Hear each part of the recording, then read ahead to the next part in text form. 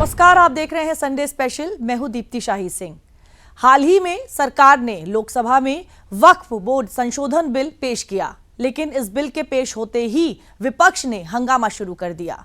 हालांकि इस बिल के पेश होने से पहले ही विपक्ष ने जो सियासत है उसकी शुरुआत कर दी थी।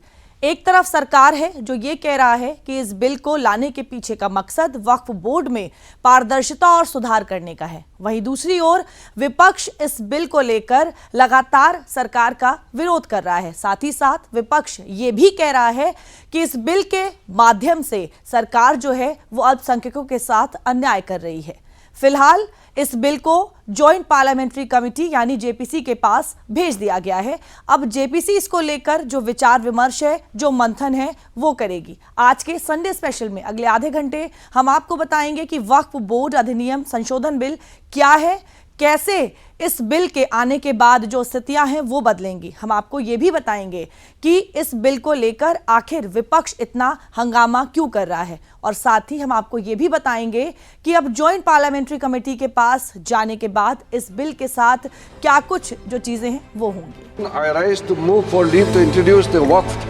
Amendment Bill 2024. वेणुगोपाल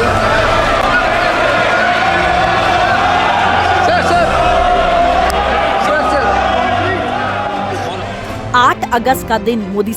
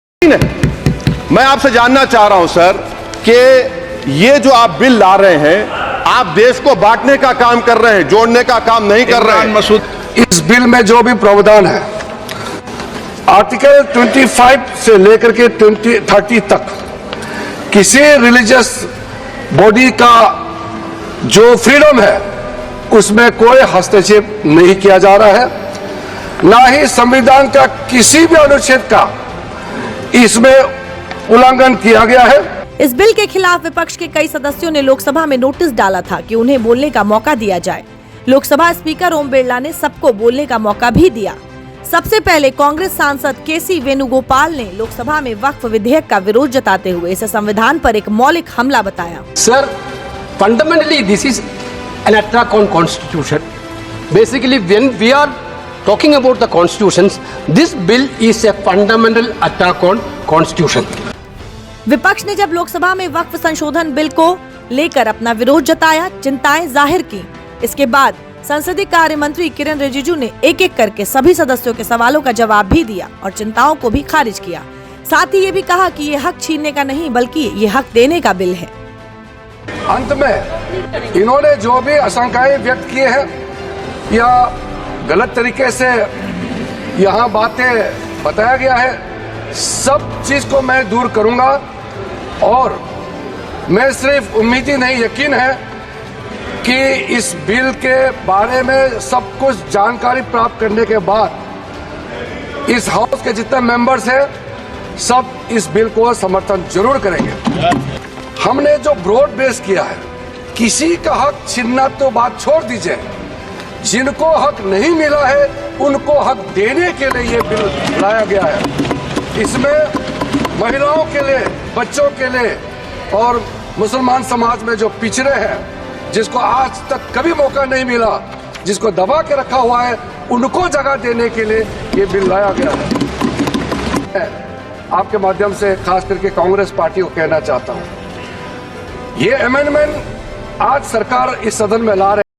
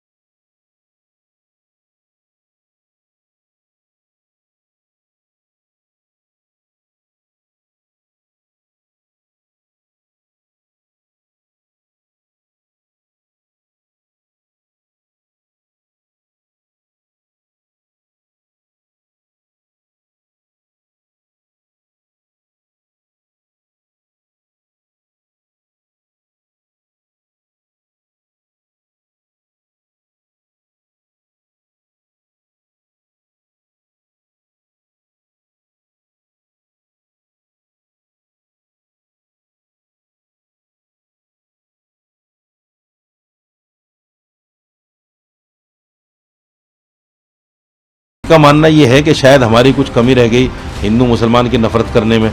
लाओ और ज़्यादा करके देखते हैं, जैसे कभी मदरसों को छेड़ देते हैं, कभी दरगाहों को छेड़ देते हैं, कभी किसी और चीज़ को छेड़ देते हैं, मतलब कुछ ना कुछ ये करते रहते हैं। तो इनकी सोच ये है कि शायद हिंदू वापस आएगा। हिंदू वापस आने वाला नहीं है, हिंदू इनकी राजनीति को समझ गया। अमेंडमेंट एक प्रक्रिया है जो समय समय पर होती रहती है। हर एक्ट में संशोधन हुआ है।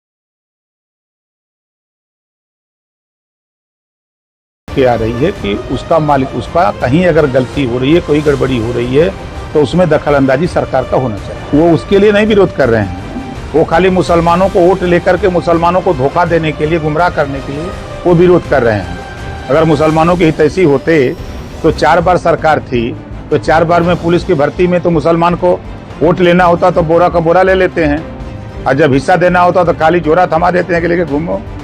एक तरफ एनडीए के नेता इस संशोधन को बेहद जरूरी बता रहे हैं तो विपक्ष इसकी खिलाफत कर रहा है। केंद्र कैबिनेट से इस बिल को मंजूरी मिलते ही यूपी से लेकर बिहार तक इस पर रिएक्शंस का दौर शुरू हो गया। केंद्र सरकार जनहित के काम में नहीं लगी हुई, उनको देश के गरीबों की भलाई से कोई मतलब नहीं। ना महंगाई से मतलब है, ना गरीबी से मतलब है, ना बेरोजगारी से मतलब है। अच्छी शिक्षा मिले, अच्छी चिकित्सा मिले लोगों को। गरीब प्रदेश बिहार जैसे राज्यों में कारखाने लगे, उद्योग लगे, इससे भाजपा को लेना देना नहीं है। वो केवल ध्रुवीकरण करके, हिंदू मुसलमान करके अपनी राजनीति सेकना चाहती है। बहुत आवश्यक है, ये पहले होना चाहिए। वक्फ बोर्ड के नाम पर कुछ जो लोग हैं वो गलत काम कर रहे हैं। जिस जमीन से कोई मतलब नहीं, उस जमीन को भी वक्फ बोर्ड की जमीन बात कर लेते हैं। और नियम ऐसा है कि एक बार वो कह देते हैं कि हाँ ये जमीन वक्फ बोर्ड की है, तो उसकी कोई सीमाएं नहीं है, मान्यता है कि वो मान लेना पड़ेगा। इस तरह से यहाँ हजारों एकड़ जमीन वैसी है जो वक्फ बोर्ड कब्जा किए हुए है, उसका दूसरा उपयोग भी हो सकता है। मोदी सरकार ने जब से वक्फ बोर्ड के 70 साल पुराने कानून में एक बार फिर से बदलाव लाने का फैसला लिया है, तो क्या राजनेता, क्या धर्मगुरु, सबके अंदर खलबली सी मच गई। दोनों ही अपने हिसाब से संशोधन बिल के आने से पहले ही इसकी खासियत और खामियों को गिनाने लगे थे।